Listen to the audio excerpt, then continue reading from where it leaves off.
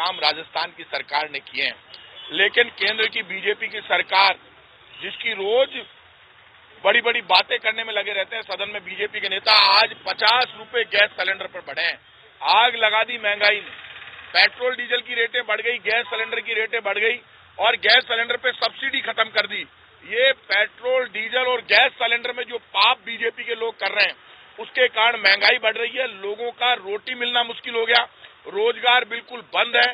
केंद्र सरकार ने तो संकल्प ले लिया कि सिर्फ पूंजीपतियों के हाथों में उनका भला करना है, गरीब की कोई सुनवाई नहीं है। आप मुझे ये बताइए, लगातार गैस सिलेंडर से पूरी सब्सिडी खत्म हो गई। जिन लोगों ने नारा दिया था अब और नहीं पेट्रोल डीजल की मार, अब की बार मोदी सरकार आ गई और पेट्रोल डीजल में आग लग गई। गैस सिलेंडर के दाम बढ़ा दिए, गैस सिलेंडर गरीब से लेकर अमीर तक सबको चाहिए और बड़ी बड़ी बातें करते हैं, झूठ बोलते हैं। उज्ज्वला योजना के नाम पर जिसको ये गैस सिलेंडर देते हैं उसको सब्सिडी का सिलेंडर नहीं मिलता है। आपने देश की सब्सिडी खत्म कर दी। लगातार केंद्र सरकार की भी एक भी नीति जनता के हित में नहीं है। किसान आंदोलन हो रहा है, किसान मर रहे हैं, भूख से मर रहे हैं, नौजवान मर रहा है, मजदूर मर रहा है, लेकिन केंद्र की बीजेपी की सरकार, मोदी सरकार जनता की सुनने में पूरी तरह से असफल रही है। और सदन में बीजेपी के नेता विधानसभा में जिस तरह से झूठ बोल रहे हैं और झूठ बोलकर बड़ी बड़ी बातें करके वेल में आकर बार बार सदन का माहौल बिगाड़ते हैं, खबर बनाने की कोशिश करते हैं। खबर बनाना आसान है लेकिन जनता का भला करना बहुत मुश्किल है।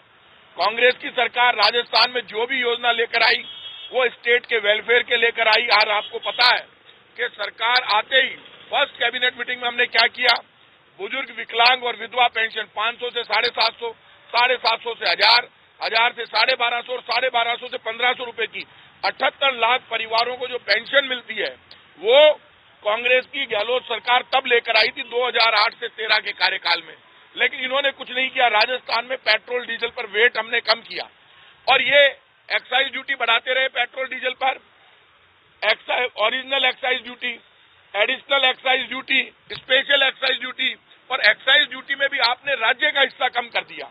अब राज्य को पैसा नहीं मिलेगा। आप मुझे ये बताइए कि जब मनमोहन सिंह जी के टाइम पर क्रूड ऑयल महंगा था $130 प्रति बैरल, तब हिंदुस्तान में पेट्रोल डीजल सस्ता था क्योंकि एक्साइज ड्यूटी, एडिशनल और स्पेशल एक्साइज ड्यूटी लगाकर जनता की कमर नहीं तोड़ी थी।